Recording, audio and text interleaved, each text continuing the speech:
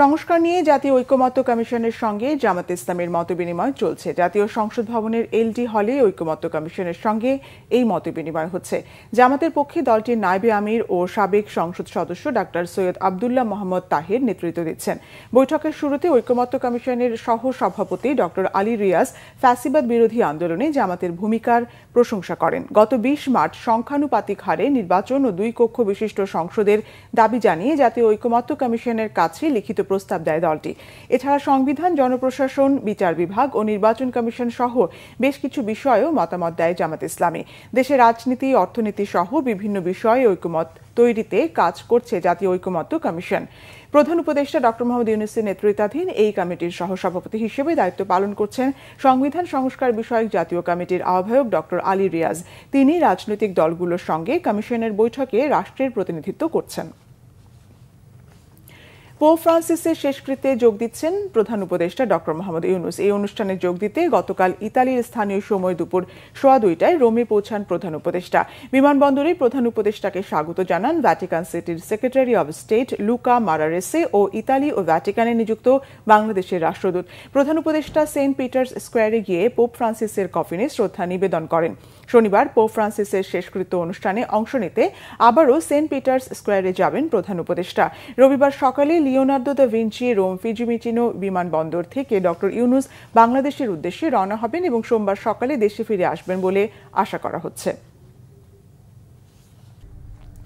সরকারি নিয়মনীতির তোয়াক্কা না করেই চলছে বেশ কিছু হাসপাতালের কার্যক্রম। পরিবেশের ছাড়পত্র ছাড়া যেখানে হাসপাতাল নির্মাণে প্রশ্ন ওঠে না, সেখানে বছরের পর বছর খোদ রাজধানীতে চলছে হাসপাতালগুলো। স্বাস্থ্য অধিদপ্তরের নাকের ডগায় নিয়মের তোয়াক্কা না করে হাসপাতাল পরিচালনা হলেও নেই কার্যকর ব্যবস্থা। বিস্তারিত ফজলে রাব্বির প্রতিবেদনে। মানুষের মৌলিক অধিকার চিকিৎসা সেবা নিয়ে রাজধানীতেই চলছে অনিয়মের প্রতিযোগিতা। অভিজাত এলাকায় স্বাস্থ্যসেবার পসরা বসালেও নেই চিকিৎসার ন্যূনতম ব্যবস্থা। যতটুকু আছে তা অন্যের স্বাস্থ্যের ক্ষতির কারণ হয়ে দাঁড়িয়েছে।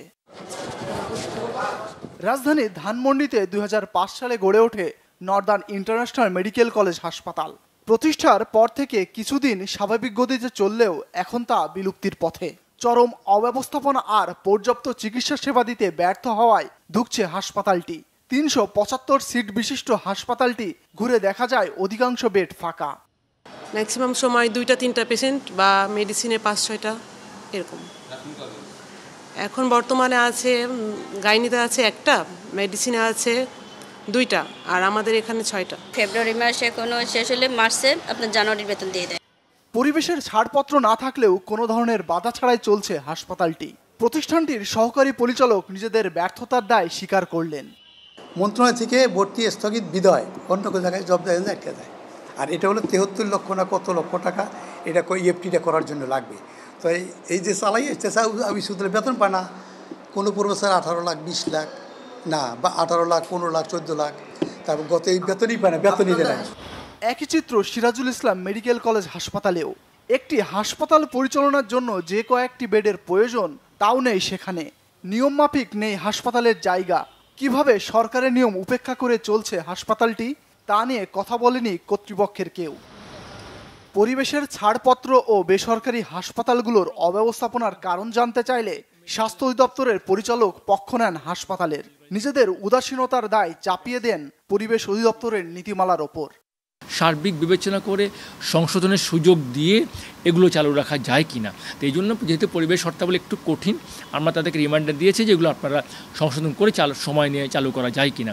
একদম ধার বন্ধ করা কিন্তু সোজা। আবাসিক ভবনে পাঠদান, নিজস্ব ক্যাম্পাস না থাকা এবং বাংলাদেশ মেডিকেল অ্যান্ড ডেন্টাল কাউন্সিলের অনুমোদন ছাড়াই শিক্ষা কার্যক্রম পরিচালনার অভিযোগ রয়েছে বেশ কয়েকটি বেসরকারি মেডিকেল কলেজ হাসপাতালের বিরুদ্ধে। ফজলে রাব্বি, বাংলা ভিশন, ঢাকা। পাকিস্তান ভারত উত্তেজনা নিরসনে মধ্যস্থতার প্রস্তাব দিয়েছে ইরান। শুক্রবার ইরানের পররাষ্ট্রমন্ত্রী সৈয়দ আব্বাস আরাকচি বলেন, ভারত ও পাকিস্তান ইরানের ভ্রাতৃপ্রতিম প্রতিবেশী, তাই তাদের গুরুত্ব সহকারে বিবেচনা করে তেহরান। সামাজিক যোগাযোগ মাধ্যম এক্সে দেয়া এক পোস্টে সৈয়দ আব্বাস আরাকচি লিখেন, ইসলামাবাদ ও নয়াদিল্লির থাকা ইরানি দূতাবাসের মাধ্যমে পাকিস্তান ও ভারতের মধ্যে বর্তমান উত্তেজনাকর পরিস্থিতির সমাধান করতে চায় ইরান। এদিকে মার্কিন প্রেসিডেন্ট ডোনাল্ড ট্রাম্পও ভারত পাকিস্তান ইস্যুতে কথা বলেছেন।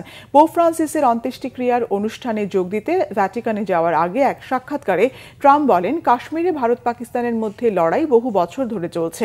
তারা কোনো না কোনোভাবে এই সমস্যার সমাধান করবে বলে আশা তার।